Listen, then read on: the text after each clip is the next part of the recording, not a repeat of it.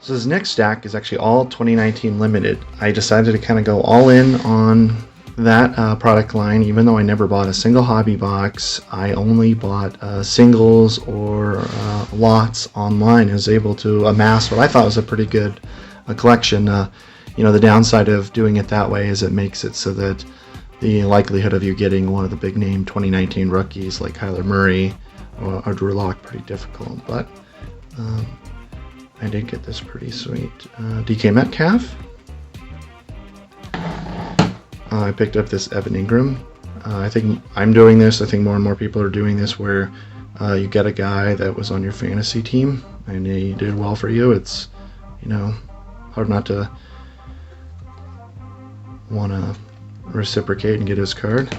Deebo Samuel. Shame about his injury. Hoping for a better sophomore season. Our defensive rookie of the year, Nick Bosa. And the cool thing is most of these are on card. Just a couple of shorter print parallels here.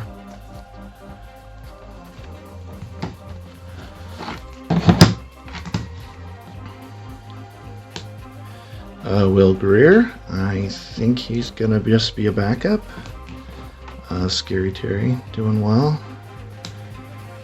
Harris Campbell. Easton Stick. You also wonder what he's going to be able to do. Miko Hardman. Another Easton Stick. N'Keal Harry. I was able to really click with Brady, so hoping for his career that he does better with Cam. Damian Harris. Then a whole bunch of these rookie phenoms patches. Normally I think patch cards are kind of cheesy, especially when they're just a tiny little patch, but these are actually pretty impressively large. Okay, like this one's pretty cheesy. Just got it because I like Gronk. Melvin Gordon, now with the Broncos. Reigning MVP. Shaquem Griffin, I believe he was cut though, unfortunately. Rashad Penny. Cooper Cup. Ryan Finley. Also, we'll see about him. This came up. This was pretty hard to not pick up a John Randall on-card auto Ring of Honor. So, a very, very fun player to watch back in the 90s. And then just a few more patches here for Tyler Boyd, Daniel Jones, Dwayne Haskins, Marquise Brown, Nick Bosa, DK Metcalf, AJ Brown, another Mecole Hardman, Miles Sanders, Darrell Henderson. Pretty cool 4-color here for Easton Stick. 1-color Easton Stick. Miles Boykin, and last of my limited, Hunter Renfrow. Set building seems to have largely gone by the wayside. That was how people originally engaged in the hobby, was they would build all of a Score or Don Russ or whatever set. And now people, they chase certain players or chase certain teams. And every now and then, I do think it is fun to build a set, whether it's an insert set, a base card set. And so this year, I have a section set off here for 2020 certified. I liked it in 2019, and I like it this year. So I'm wanting to build a set with all of the veterans and, a card from at least each of the major insert sets. And so some of these cards I pick up in lots for cheap. Again, I don't buy hardly any hobby boxes. And so seal of approval. Certified stars. Dangerous. Gold team. So I'm trying to build all of the veteran sets.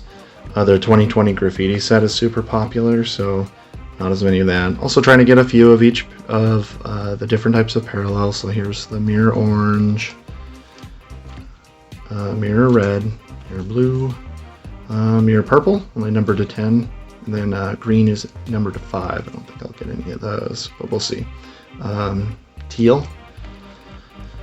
And then these are just the plain mirror ones that are numbered to 450 for veterans. So again, that is a pretty cheap chase. Here's the stack of base cards I've working on. Again, I spent maybe $20 on everything you see here. Most of it in shipping, to be honest. But I'm most of the way towards the 100 veterans. So for the last part of my PC, I just want to show some of my graded cards. I have a whole bunch out that have been submitted to be graded, most of which I'll sell, but some of which I will keep for my personal collection. So despite all the money and stuff I spent on grading fees, I only really have a handful of cards I've kept or picked up. King Griffey Jr., I think it's a requirement that anyone that's a sports card collector needs to have some Griffs. This one was really cheap. I think that's why I ended up getting it. Just threw out a bit on the auction. Picked this one up on ComC. It's actually pretty tough to call it an 8, but it is a bit off center. Like I've said before, fan of Upper Deck. Wish they still made cards. They were the first to come out with really clean cards, that kind of glossy cards that forced the other card makers to catch up back in the early 90s. Not one of the most valuable is Diamond Rookies, Black Diamond Rookies. But it's just something I really like, so I picked this up, and I've got a few out for grading too, so we'll see if I can do better than a 9. And actually, if this had a 9 on corners, I would have been a 9.5. Here's a Bowman's Best. This is a case where the card itself, it's not crystal clear, plus you have the seal for Beckett, and then the outer thing to keep it from getting scratched. And so this is one of those instances where I think I'd like it better in an SGC or PSA slab.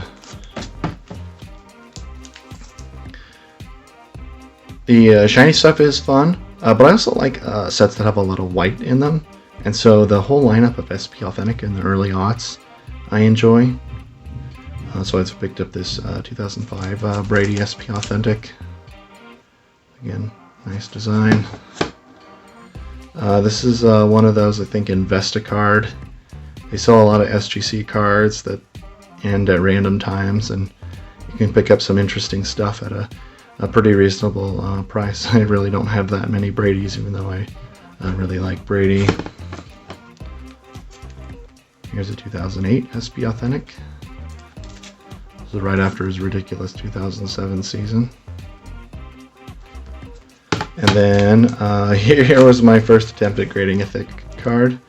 I was more kind of interested to see how it would do. I didn't really understand at that point that how grade sensitive those corners are. And so between that and I think there's like a stray blue mark here somewhere on the back, I ended up with a 7.5.